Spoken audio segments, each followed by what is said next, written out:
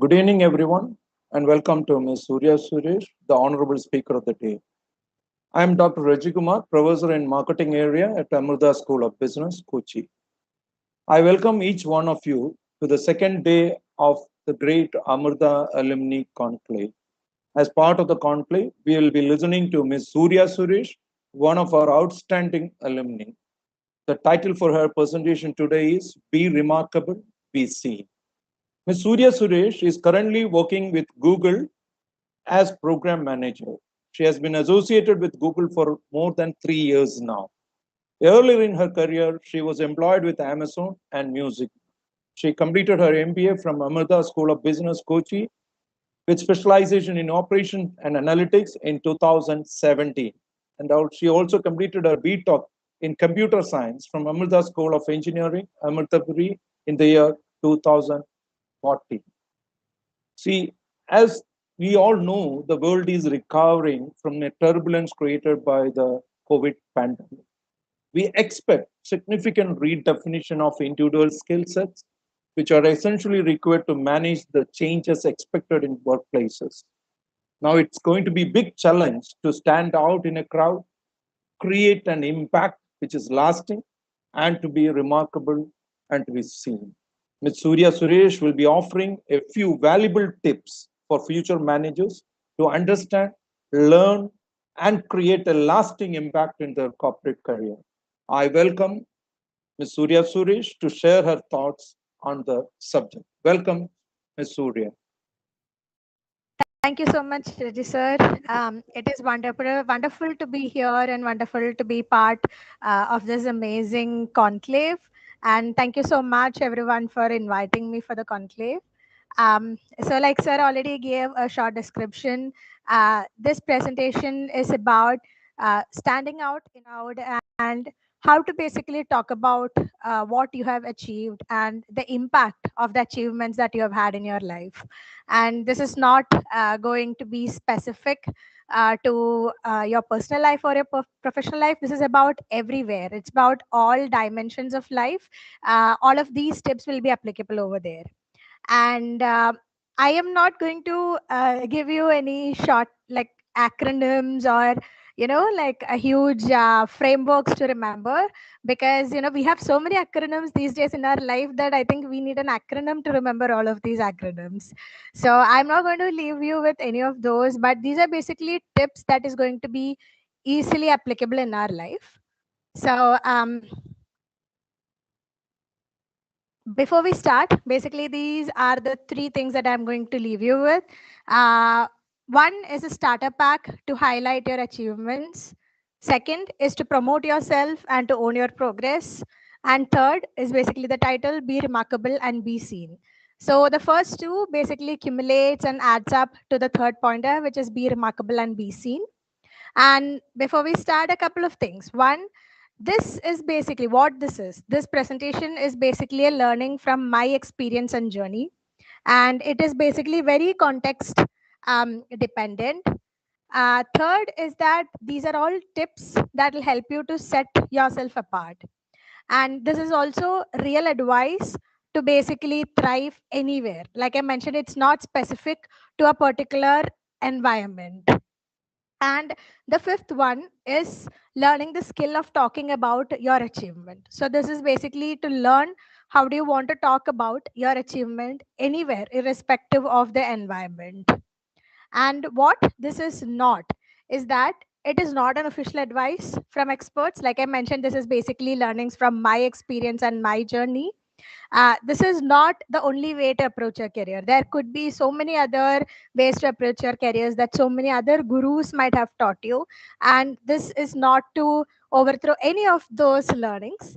And this is not how every organization or every professional approaches it. This is just a way that has worked for me that might work for you as well. This is very generic, so should be able to work for everybody else. And this is also not a required action for everyone. It's only for anyone who would like to make a good change and to basically put yourself forward in any crowd. And this is not a theory that is hard to put into practice. As I mentioned, I'm not going to give you a 10T-step framework that you have to by heart and you're going to take 2 hours to basically, put into practice. No, this is going to be something that you can start today, that you can start now. So as we start, I'm just going to ask 2 quick questions. One, what is your biggest achievement, professional achievement? And 2, what is your biggest personal achievement? So maybe just take like quick 5 seconds. Which is the first professional achievement that comes to your mind, and which is the biggest personal achievement that comes to your mind?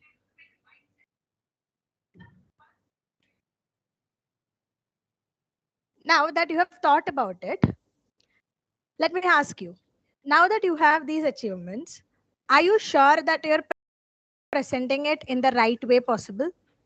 You know what you have gone through to make that achievement. But does anybody else who you're presenting to know that you have gone through all of this effort to make that a huge achievement for you?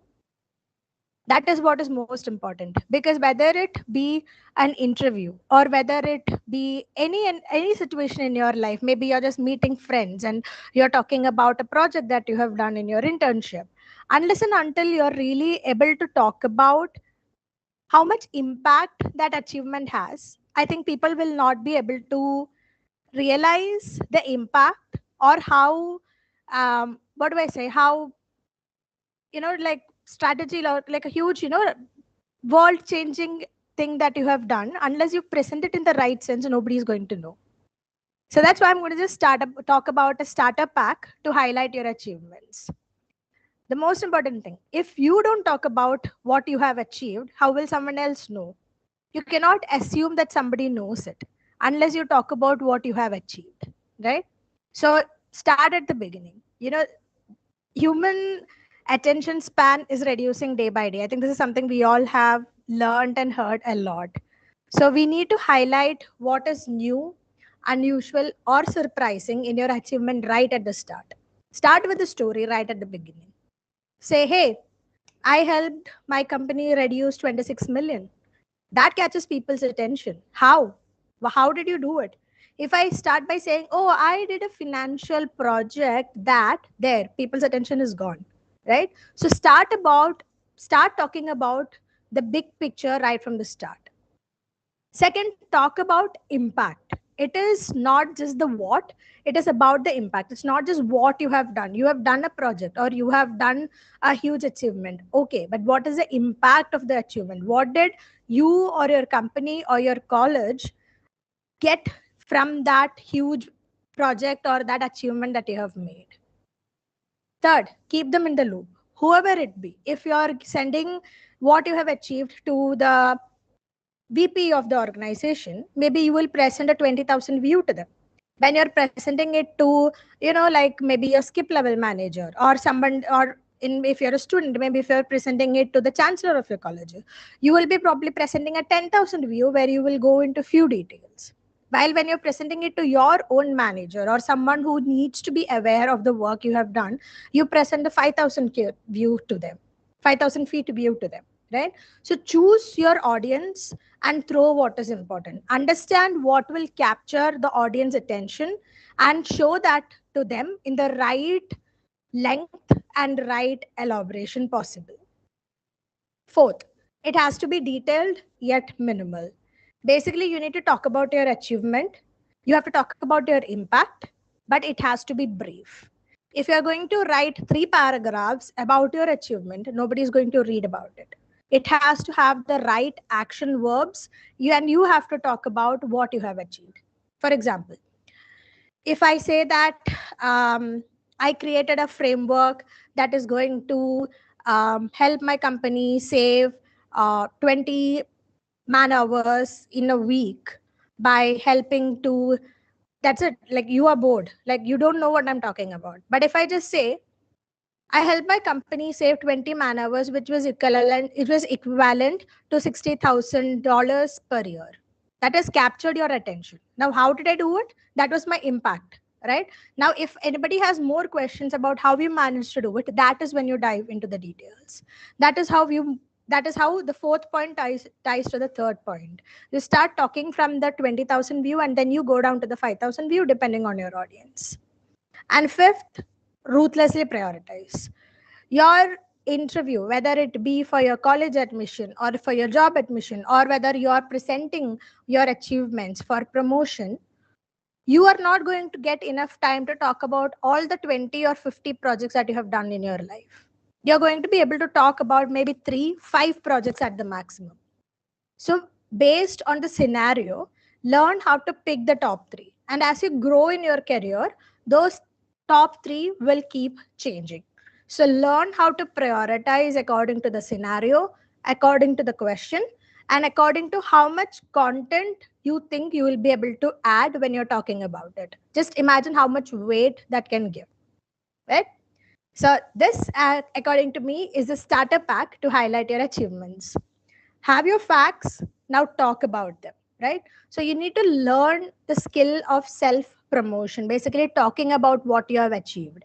Because if you are not able to talk about what you have achieved and your peer is able to better present their work, obviously they have a better chance of being recognized than you are. And you need to keep practicing till you're perfect. Like for example, if you want to build your body, you go to the gym and you start working out. After one, we all have the habit that after one day of gym we see if we have built our muscles, but that's not how it is, right? Everybody says it's consistency, it's practice. You have to keep practicing to keep building that muscle.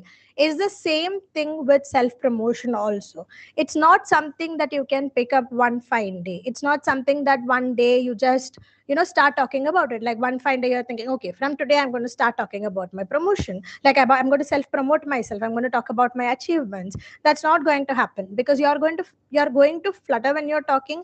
You're not going to be able to find your voice. So it is extremely important to learn the skill of self promotion. Keep practicing, listen to your favorite orators, record yourself when you're talking, talk to a mirror when you're practicing.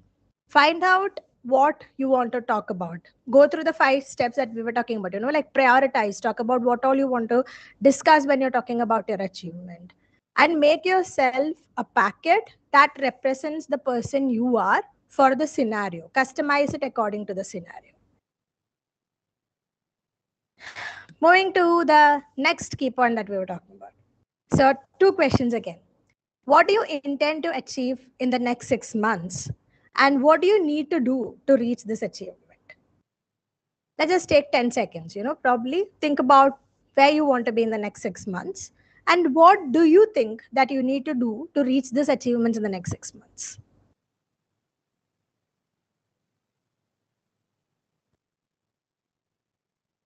Now that you've thought about it, let's meet few characters, okay? So one is character called someone, okay? Now, Mr. Someone writes a performance packet describing project details. So Mr. Someone is writing about his performance, his achievements, whether it be for a college admission, whether it be for a job interview, or it could be for a promotion, it could be any scenario. He's writing about the projects that he has done, he's explaining the project details. And someone dreams of progressing to the next level in their career sometime in the future. And whenever someone has conversation with their superior, they talk about their day-to-day work. They try to unblock things that are a blocker in their projects. And that is how someone is basically going through a career. Is there anything wrong with what someone is doing? Probably not. It is okay what he is doing. Now, let's meet one. Okay. When someone was writing a performance packet about his project, one was writing a performance project describing his contributions to a project and the impact that his contributions has had to the project. And one plans the progression to the next level in 1 year. He has a timeline. He has quantified his timeline. He knows that he wants to progress in the next 1 year. One has conversations with superior, not just about day-to-day work, but about the impact of the work that one has done. He plans his next steps with the big picture in mind, and he makes an action-oriented effort to understand what has to be done to reach the next level. So he is not only planning his day-to-day level, he is also working with his superiors to understand what is the big picture. What does the organization or what does the college want? What is a priority to them? What can I work on which will gain more visibility among my superiors so that my projects will have more impact and I can look as someone who is adding a lot of value to the company. Now you understand the difference between just writing a packet and about how one writes a packet on what all he has achieved. Now, when we compare someone and one, obviously the superior or the org is going to be more interested in seeing what one has achieved. They are going to feel like what one does is a much better job than what someone does, right? So it is important, like I mentioned, to describe the impact and your contributions and the efforts that you have put in for making your org to a better place. Now, I'm just going to play a short video. It's about talking about everything and nothing at the same time. So this is a TED video. I think some of you would have seen it, but this is one of my all-time favorite videos. So I'm just going to play this.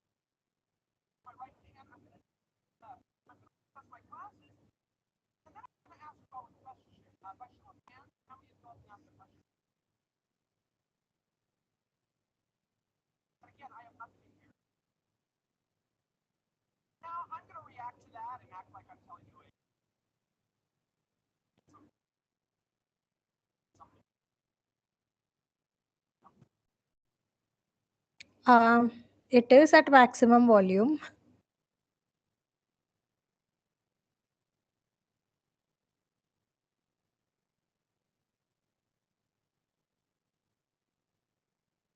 Okay.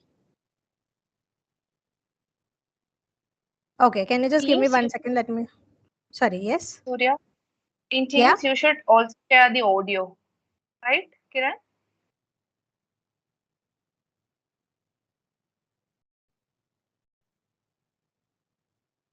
Sure, let me just In Zoom figure that system. out. Yeah, just give me a second. Let me just set that. Yeah.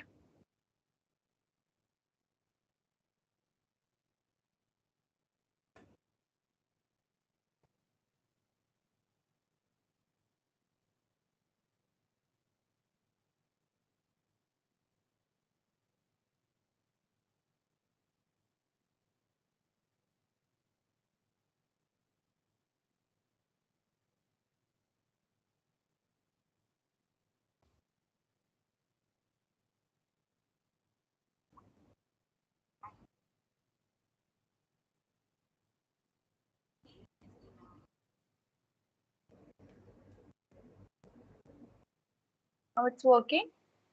Yeah, I'm just trying. While sharing, you also share the audio. Make sure.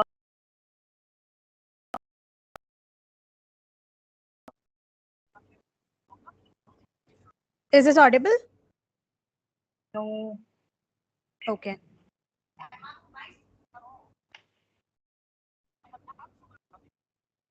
Is that audible? Okay. Just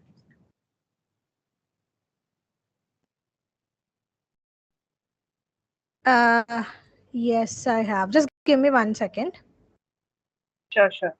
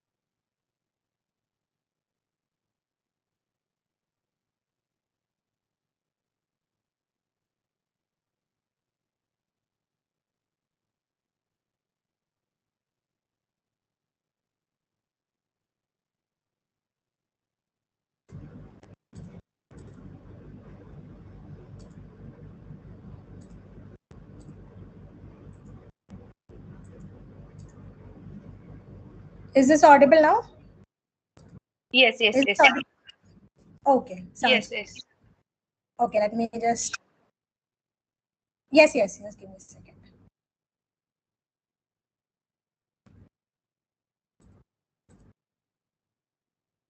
Okay, sorry about that. So let me present from the beginning probably. There you go.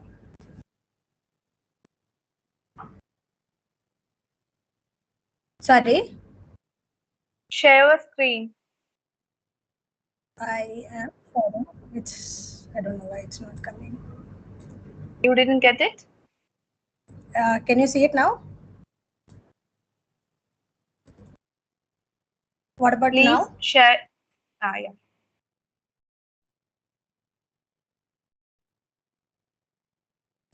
And the audio is audible?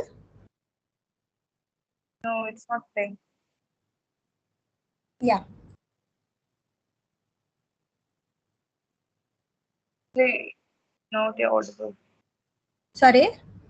Your video is not audible. Okay, sure, no worries. So I'll skip the video. Let's go with the rest of the presentation. Yeah.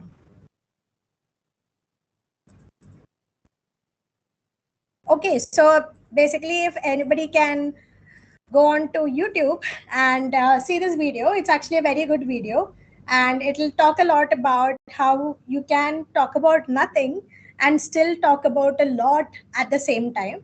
And it's actually a very nice video.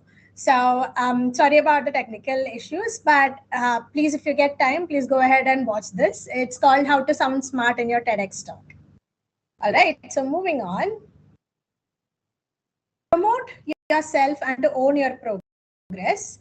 Like I mentioned, if you don't own your progress, no one else is going to. No one else is going to help you own your progress or to help you promote yourself, right? So a couple of pointers there. Highlight your efforts. Like we discussed earlier, between one and someone, it is not just your day-to-day efforts that is important, but the more strategic conversations are also extremely important to highlight your efforts. Talk about, understand what is important as the bigger picture, understand what your organization wants, say 1 year down the line or 6 months down the line, and plan your efforts according to that. Don't do a project which is not a priority for your organization or your college or for basically anybody around you, right? So it is important to highlight what is important, your impact is, and it is also important to understand how to create more impact. Next, convert your dream to a plan. Build a solid, but at the same time, it should be an achievable plan. If I have beginner skills in some technical knowledge, suppose, for example, let me just say probably in SQL, I have only beginner skills. So if I make out a plan that I need to have, say, exemplary skills, like, or an expert level skills in 6 months, that is not something that is exactly actionable, or that's not something that is exactly achievable. So it has to be something that I can do. So maybe I can say from a beginner level, I want to build my skills to become into an intermediate level. Now that is a more solid achievable plan. Okay. And to get to that plan or get to that goal, basically you need to have your next steps. That is, it has to be achievable, it has to be actionable, it has to be useful, and it has to be measurable. For your plan to be achievable, make sure the steps that lead to it are actionable, useful, and measurable. Like, I'm going to put in 6 hours in a day or in 6 hours in a week to build my skills, to build my technical skills. And how am I going to test it? I'm going to write mock tests once every month to understand if I'm leveling up in my skills. And it has to be useful. With that SQL skill, what are you going to do? I'm going to be able to build better dashboards for my team. I'm going to bring in better metrics for my team. Or it could be anything. I'm just talking about a very industry oriented example, but it could apply in all scenarios. 4 is to communicate. Communicate your contributions, efforts, and achievements by using the right action verbs. When we say we make statements like, I made a document, it's not made a document. If you say, I created a document, or I fabricated this document. So use those right action verb that have a lot of weight to it.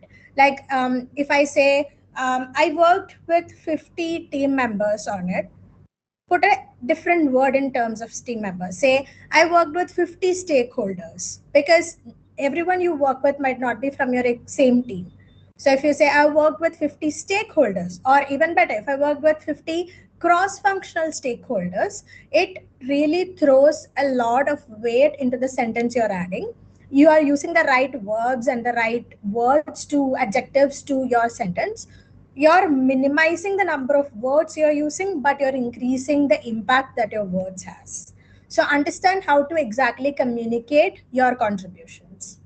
And fifth, big picture to goals orientation. Basically, work with your superiors to orient your goals with a strategic big picture and make adjustments as things change. I think there was a webinar series around earlier that said change is the only constant, which is very true. So make sure that your big picture and your strategic goals are in line, and make adjustments. Be flexible, be agile to those changes. So make a plan.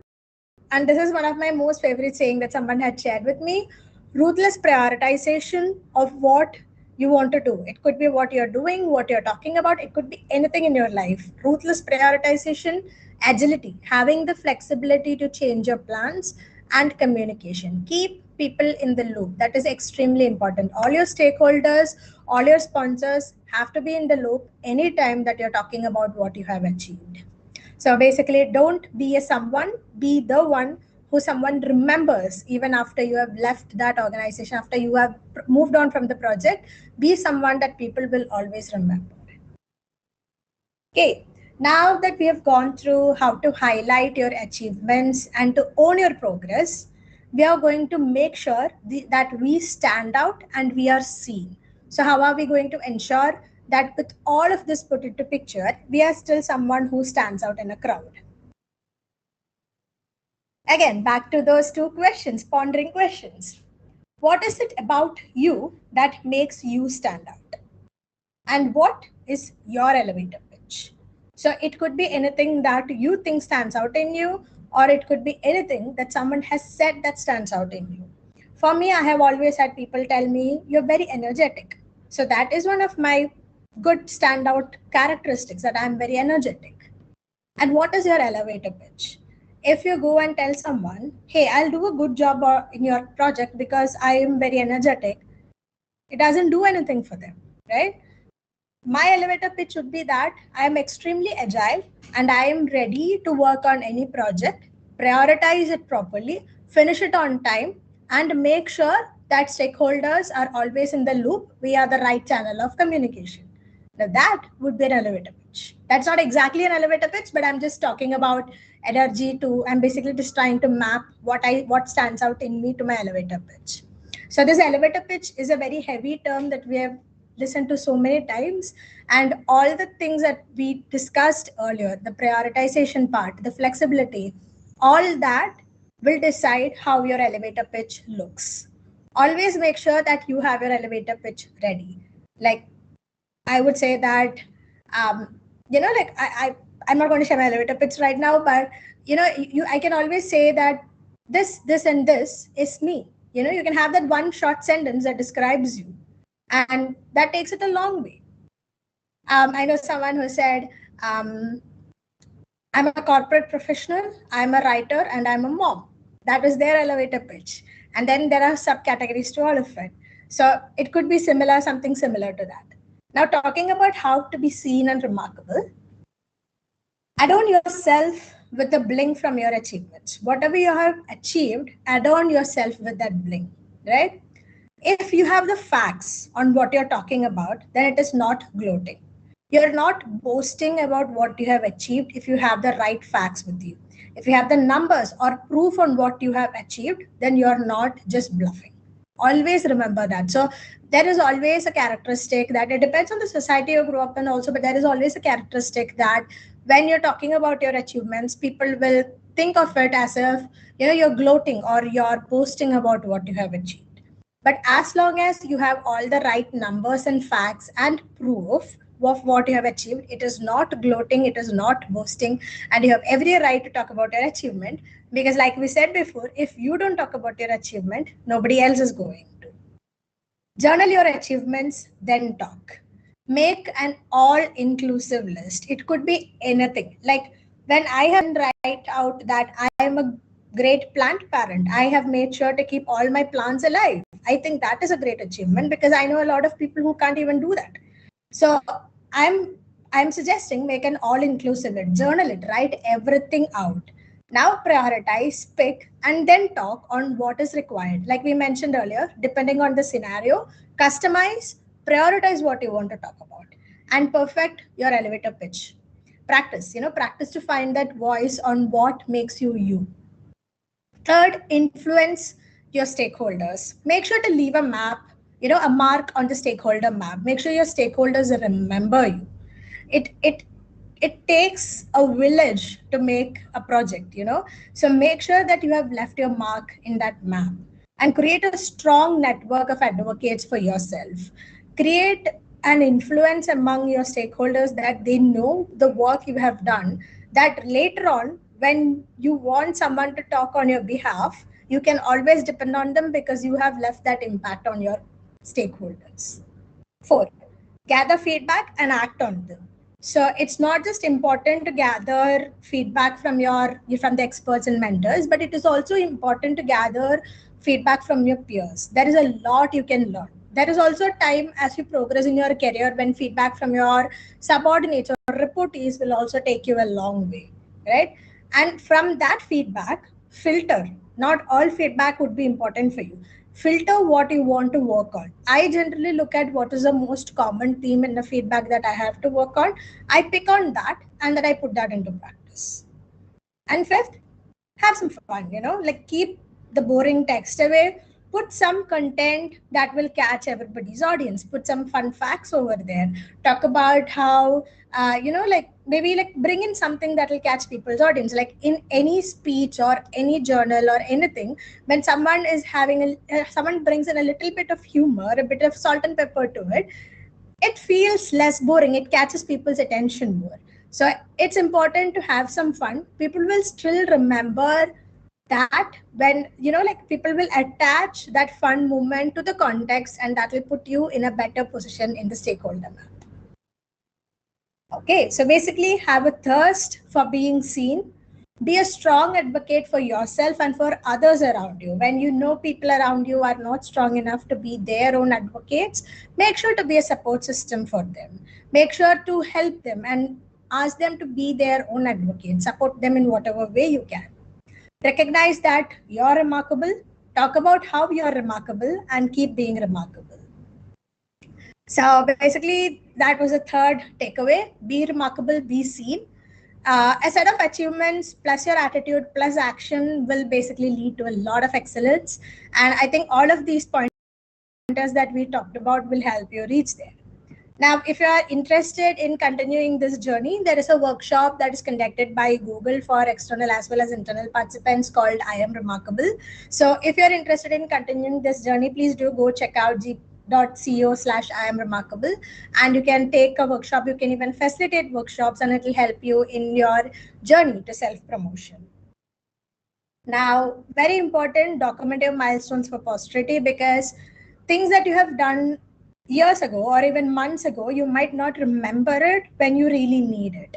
You don't know when you will need it. So today, April 2022, you have started the journey to become a more remarkable and more significant and seen individual.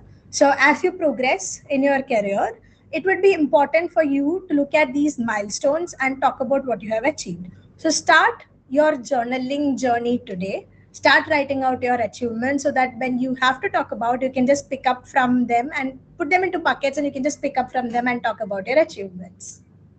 So TTT, the 3 takeaways from today. Highlight your achievements, impact, effort, and contribution, tie them to the big picture and present what you have achieved, and it will be effective for you and for the org as a whole. Promote yourself and own your progress, because no one else is going to. If you're not your own advocate, nobody else is going to help you become yours. You have to push yourself to accomplish and achieve and promote yourself. Be remarkable, be seen. It is important to be significant because it's a huge world and things are constantly changing. So remember that it is extremely important to be seen. And with that, thank you so much. And I'm happy to take any questions or thoughts. Thank you, Surya. It was an enriching. In fact, in a very short span of time, you are given a wonderful template. In fact, I would prefer to call it like a more of a template to plan how to highlight your achievements to make your presence more noticeable. But I have something which disturbing me today is, see, as we all know, because of this, after this COVID and all, like kind of distance economy is evolving, right? So you don't get an opportunity to be present and highlight your achievements and all. So things are moving more towards a distant economy. This is the new word which researchers are coining. So in such a scenario, it's again said that the corporates will be looking for better cognitive skills, maybe digital skills, and of course cross-functional expertise, virtual socializing skills. This is something which we are hearing for the first time. Virtual socializing, how to do it is a big problem for people like me. But in such a situation, I always think that an MBA can give an advantage, or it gives an edge, because you are learned to adjust to new situations, new scenarios and all. So my question is, in your opinion, what do you feel, how an MBA is having a better advantage in cultivating a mindset which are, for growth and self-promotion? What is your view on this? Sure, sir. So to answer that question, I think I have to go back to my Amrita School of Business days, because probably when I was doing a BTech, the number of presentations I would have done in those 4 years would have been probably 5 or 6 maximum. But when I was doing my MBA, especially in ASB, like when I was doing my MBA, I don't know if it is ASB or the culture that is promoting. I think I remember doing at least 5 or 6 presentations per week over there. And that really boosted my confidence. And second was, I think previously when I used to create presentations, at least in my experience, it used to be all about, copying from some Wikipedia, putting stuff over there, large paragraphs that nobody is going to read, and you're just, standing there and reading through that document. But the moment you're in an MBA program, that is not going to work, because nobody wants to hear or look at Wikipedia pasted stuff in a presentation. You need to learn how to put the content there that will catch people's attention. You need to be able to take the whole article, chew it, digest it, and give what you analyze from that article. So it that experience is where it started, I think. So we did a 2 months internship as part of the MBA program, and we had to come and present in 1 hour about what we had what we had learned, and the we had to talk about what we have learned. We have to talk about the project that we have done and the impact we have had in 1 hour's time. So that required huge presentation skills, because after that there will be questions from faculty panel, which included you also, sir. So I think that is where it starts. It starts molding you into a person who is, one, not afraid of presentations and not afraid of the audience asking questions. And second, it teaches you how to put the right content out there for your audience, instead of just, putting their random words that, probably in the first two sentences people lose interest in. And third, it gives you that scenario where you have to talk about what you have done or what you have learned with the time that you have spent in putting into creating that presentation. So I think that is where it all began, and that is from where you start developing that skill little by little. Obviously, from a college environment where you have your faculty and teachers to cultivate and mold you, when you come to an office, you don't have that. When you come to a corporate world, it is more of you learn from your mistakes kind of a situation. So people only give you feedback. Nobody's going to mold you. Like, you need to have mentors to do that. So I think that is how it starts when you're an MBA and you're doing in the right format. Then that will basically mold you into becoming a better presenter and a better person at captivating people's attention. Yeah, that's a. But again, the question is that, see, the turbulence is everywhere, disruptions. You can't expect, tomorrow to be like today or yesterday. If it is like today, at least you are a little bit saved, but a lot of changes fast coming. So in such a scenario, what type of skills the budding up MBA graduates should look for to become, to grow in the industry? Okay, you can pitch whatever your skills in a better way. You can stand out also, but the requirement part is changing drastically, right? The industry's expectations are changing drastically. In such a scenario, can you give an overview about what kind of skills the industry may require from your side or from budding managers? Sure, sir. So let me go back to the slide where I was talking about those three sentences: ruthless prioritization, agility, and communication.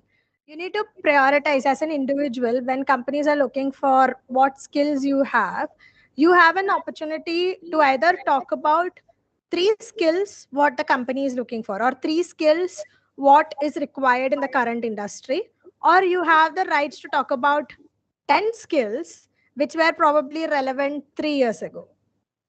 So it is up to you to choose and prioritize which are the skills that you want to develop and you want to present to the organization. Now it again depends. If it is an organization which looks for some skill which is like not probably used widely across industry, then that is a skill that you have to pick up. So that prioritization is important. Second is agility, having the flexibility to change according to what the industry requires. Like, for example, earlier we used to have all meetings in person. We used to have classes in person. Now the world changed. It required us to be held within four walls and do everything that we were doing within those four walls.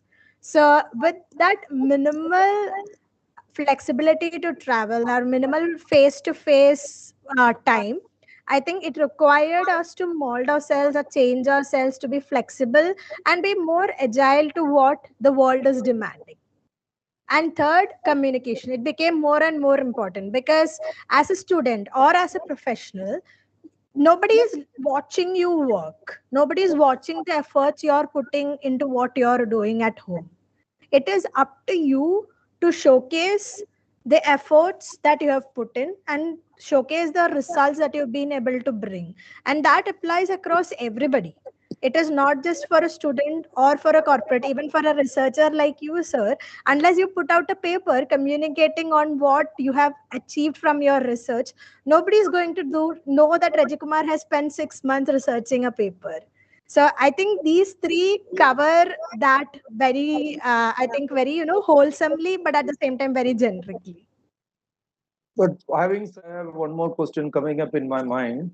Because Sure. see, in our days when we did MBA and all, it was more of an intuitive application of knowledge. And we have a lot of space or freedom to use our intuitions and all in decision making.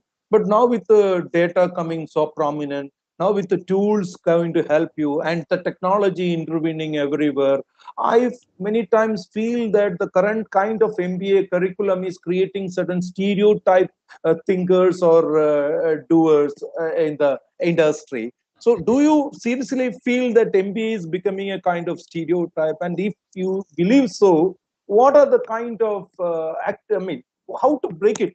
How to break this kind of stereotype characterization of MBA graduate? Right. So I think I have seen MBA schools where for everyday classes, students are going and sitting in the class, wearing a suit and like a proper, like a uniform kind of a setup. And to be very honest, after my MBA, any company that I have worked in, I've worked with Amazon, I've worked with Google, I've worked with Mu Sigma. None of the places I have ever had to wear a suit for the entire day and sit. So that stereotype where when you say MBA student, automatically people think an MBA student has to be always in a suit. No. I have seen the CEO of my company walking around in probably shorts or the VP of my company walking around in shorts when I was in different organizations. So those kind of archaic stereotypes is what we need to change basically. And I think going by a curriculum that is only book oriented is also not going to be useful.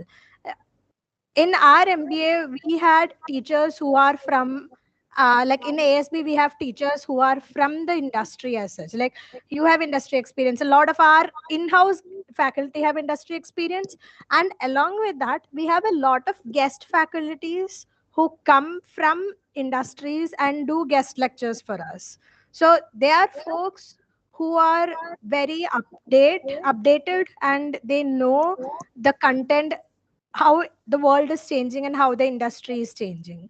So that industry exposure that our guest faculty have, and the industry exposure that our in-house faculties have, those play a huge role in making sure that our curriculum is more up to date, and basically that helps break the stereotypes. Like no, how do I say, like saying that an MBA graduate has to know an X theory might not be true now, because that X theory would have been long become archaic in the industry world. So I probably some of those stuff that I have learned um, previously, maybe in school days, I am still waiting for a time when I would use that in my career. But most of the stuff that I have learned in my MBA are still useful for me now. The only textbooks I've studied till date are my MBA textbooks, basically speaking. So they still come in handy because we follow a very updated curriculum, and we have teachers who teach that, and we have textbooks and material that still apply to that. I still have some of those presentations that the faculty used to refer to when teaching us, and they still come in handy for me. So I think it's about understanding what the industry wants, like stereotypes about maybe the uniform that people wear, or by hearting certain theories. All of those don't come into any requirement in the current industry. It's about learning, it's about understanding the industry that it was when I passed out, and the industry that is there today is very different. So it's about people who have what we call as, like I have put in a slide over here, transferable skills. It's about people who have those transferable skills that you can bring from one job to another, with whether it be inside a company or whether it be between companies. It's all about the transferable skills that basically help you to break those stereotypical requirements and break those bookish knowledge that is required. Good answer. I'll ask one more question. Because once somebody planned to break this stereotype, can you tell what are the biggest barriers which are now prevailing in our? I mean, I understand this is a little above, or maybe something which you may not be expecting at this moment or in this event. But I feel that there are certain barriers which prevails, and that's why the stereotyping cannot be avoided, or it's again happening. So, can you, from your experience, can you name few barriers which we should try to overcome to come about with a different outlook in bringing MBA curriculum or MBA training methodology? And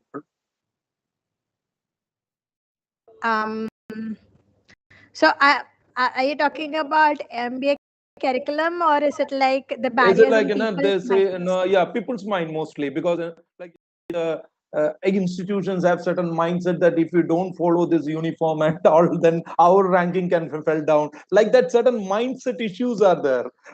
That's one good barrier which I also thought in my mind. That's why many changes are not happening now in our B school way B schools are being conducted. So like that, if anything comes to your mind, we can have this occasion can be used to share your thoughts on this.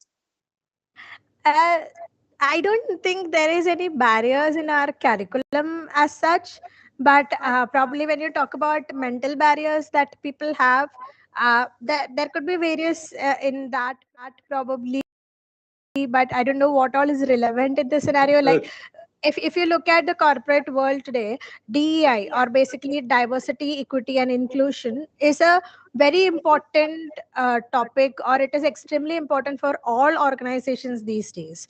Because according to a study, basically, if companies increased their diversity by, I think, 2%, if they increase their diversity by 2% by 2023, the global GDP is expected to grow by 8 trillion. So that is the study that has been done, and that is the study that has been published. So breaking those barriers and stereotypes, and having that diversity in an organization, having that equity in an organization, having inclusivity in an organization is extremely important. And to make sure better DEI is there in, whether it be in our heads or whether it be in the corporate world, it is important to break those stereotypes. So it could be anything. It could be on how do I say, like, sir, you were talking about how the world has changed after COVID. Now more companies are open to folks working remotely from home. There are companies that are open to folks doing a hybrid work, like working maybe 3 days in office and 2 days at home. And there are people who are completely working from office. There are people who are completely working from home. Having a barrier to that kind of a hybrid work might be very detrimental for someone if they're not ready to be flexible in the way that they work, and not depending on archaic stuff, like for example, handwritten documents or documents that are shared in only in offline mode. They don't help in collaboration at all. So those kind of small technological barriers also could help, because the more you adapt into those flexible technologies, it will help you more becoming, it'll help you more to work in a collaborative environment. So it was a wonderful interaction with you, and actually we are very much thankful to you for dedicating your valuable time to this great Amrita Alumni Conclave. I am sure that your voice of wisdom will certainly help the budding managers in planning their corporate career path. And thanks to all the participants for finding their valuable time to attend this program. Thank you all. We'll conclude the program for today here. Thank you, everyone. Thank you. Thank you so much, sir. Thank you, everybody.